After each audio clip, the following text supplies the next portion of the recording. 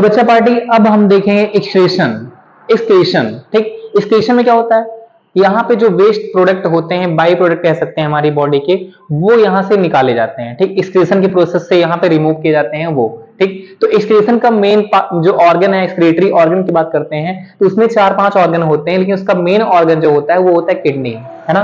तो किडनी जो होता है वो यूरिया का एक्सक्रीशन करता है, इसे मेन ऑर्गन भी बोल सकते हैं हम। और ऐसा नहीं है कि केवल किडनी ही एक्सक्रीशन करती है, एक्सक्रीशन हमारा स्किन भी करता है। स्किन से हमारा जो पसीना निकलता है, यानी कि स्वेट, जो स्वेट होता है वो भी तो हमारा एक बाई प्रोडक्ट ही है ना, वो निकलेगा। और लंग्स जहां से हम लोग की कार्बन डाइऑक्साइड निकलती है वो भी हमारा एक बाई प्रोडक्ट है। और लार्ज इंटेस्टाइन, जहां पे जो फूड अनडाइजेस्टेड है, जो फूड पचा हुआ नहीं है, वो फूड जो अनडाइजेस्टेड रहता है वो काइम के फॉर्म में बाहर निकल जाता है, उसे हम बोलते हैं, है ना, लार्ज इंटेस्टाइन से होता है, वो भी तो हमारा ऑर्गन ही हो गया, हमारा एक्सक्रीशन का ऑर्गन हो गया।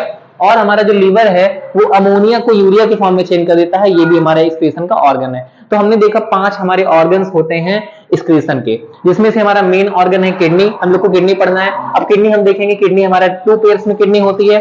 और किडनी मैंने इससे जस्ट पहले आपको बताया कि जो हमारा लंग्स था, लंग्स से हमने मतलब उसको हार्ट को कनेक्ट करके दिखाया आपको। हार्ट से हमारा एक ऑर्गन हमने कनेक्ट किया था, जो ऑर्गन हमारा क्या था, हमारा जो ऑर्गन था वो किडनी ही था। और किडनी में आपने देखा होगा कि वो जो एरोटा था, एरोटा की तरफ से आ रहा था, वो किडनी का एक रास्ता जुड़ा हुआ था। ये रास्ता आप जो देख रहे हैं, मैंने जोड़ा था उसको, एरोटा वाला, है ना। उसमें से ऑक्सीजनेटेड ब्लड आ रहा था, है ना। ऑक्सीजनेटेड ब्लड जब आएगा वो फिल्टर होने के बाद में जो बचेगा, है ना, वो यूरिन के फॉर्म में यहाँ पे आकर स्टोर हो जाएगा।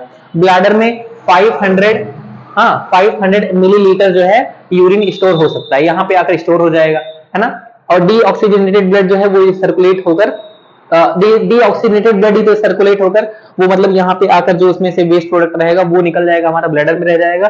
और जब हम लोग को नीड होगी उसको निकालने की, तो उसको हम बाहर निकाल देंगे, एक्सक्रीशन हो जाएगा, ठीक, यूरिटर से, यूरिथ्रा से, है ना, यूरिथ्रा से।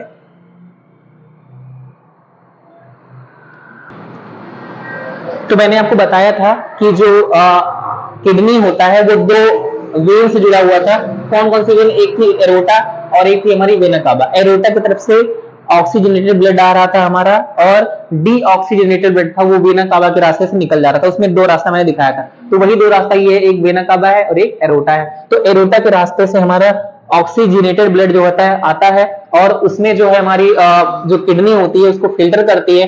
फिल्टर करने के बाद जो वेस्ट प्रोडक्ट होता है वो इस फॉर्म में इस रास्ते से आ जाता है, इसमें ब्लैडर में आकर स्टोर हो जाता है। ब्लैडर में 500 ml तक यूरिन स्टोर हो सकता है। अब अगर हम बात करें, जो एक ये पार्ट है जिसको बोलते हैं रेनल हीलम, तो यहाँ पर यूरिया जो होती है मैक्सिमम रुक जाती है, यहाँ पे जो है मैक्सिमम यूरिया पाई जाती है इस पार्ट में, ठीक, इस पार्ट में मैक्सिमम यूरिया पाई जाती है रेनल हीलियम में, ठीक। तो ये आपकी किडनी है 2, है ना, ये 2 किडनी है। किडनी के बारे में बात कर ले तो किडनी जो होती है ये आपकी किडनी है। तो किडनी के बाहर वाला जो पार्ट होता है उसको कार्टेक्स बोलते हैं, और किडनी के जो अंदर वाला पार्ट होता है उसको मेडुला बोलते हैं, है ना, उसको मेडुला बोलते हैं। अब जो डीऑक्सीजनेटेड ब्लड है वो फिर से इसमें से निकल जाएगा वेना कावा के रास्ते से, और जो CO2 वगैरह उसमें से, मतलब ब्लड में CO2 वगैरह जो रहेगी स्वेट के फॉर्म में, स्वेट वेट रहेगा जो, वो सब निकल जाएगा यहाँ से, है ना। निकलने के बाद में जब जाएगा तो ये अपने अपने मतलब रास्ते, मतलब जैसे ऑर्गन जो रहेंगे उसको देते हुए जाएगा, वैसे वैसे वहां निकल जाएगा। जैसे लंग्स में जो पहुंच जाएगी कार्बन डाइऑक्साइड,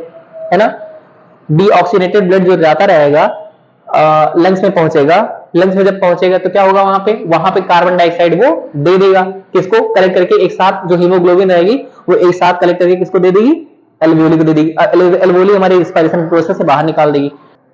तो आपको ये फील हो रहा होगा कि हमारी बॉडी में वर्क कैसे हो रहा है। मैंने बहुत ही कनेक्ट करके आपको समझाने की कोशिश की है, पूरा कॉन्सेप्ट आपको।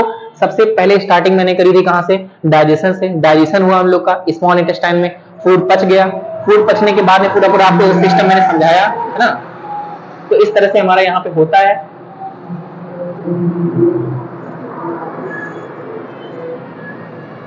तो लास्ट पॉइंट मैं बता दूं आपको, नेफ्रॉन। नेफ्रॉन से कैसे यूरिन बाहर निकल जाता है वो मैं आपको बता दूं, लास्ट पॉइंट है हमारा ये आपका सबसे जो आगे आप देख रहे हैं ये है ग्लोमेरुलस, है ना। ये है क्या, जो ग्लोमेरुलस, ये क्या है, ग्लोमेरुलस। तो यहाँ पर होता क्या है, इसमें होता है अल्ट्रा फिल्ट्रेशन, मींस यहाँ पे जो हमारा ऑक्सीजनेटेड ब्लड आया रहता है वो फिर से फिल्टर होता है, ठीक। फिल्टर होने के बाद में जो सही रहता है उसको रिटर्न कर देता है हमारी बॉडी को, और जो सही नहीं रहता उसको यहाँ पे फिर से भेज देता है इधर को, है ना। तो इसमें ये बोमेन कैप्सूल आगे क्या है, बोमेन कैप्सूल क्या करता है, रीएब्जॉर्प्शन करता है ये, है ना, यहाँ पे रीएब्जॉर्प्शन करता है और यहाँ पे जो यूरिया रहती है उसको सेपरेट कर देता है, अलग कर देता है यूरिया को। तो ये यूरिया को अलग कर देता है। यहाँ पे डायलिसिस, इसी प्रोसेस को क्या बोलते हैं, डायलिसिस। यूरिया का अलग हो जाना ही डायलिसिस कहलाता है। उसके बाद हमारा जो नेफ्रॉन है वो हमारा आउट कर देता है, कैसे, यूरिन। जो हमारी पेशाब होती है वो हमारी बाहर निकल जाती है ना। जो अनवांटेड चीजें हमारी बॉडी की होती है, यूरिन, वो हमारी बाहर निकल जाती है, ठीक। तो इस प्रोसेस से हमारा एक्सक्रीशन हो जाता है। मैंने पूरा आपको समझाया कि कैसे हमारा ये होता है, ठीक।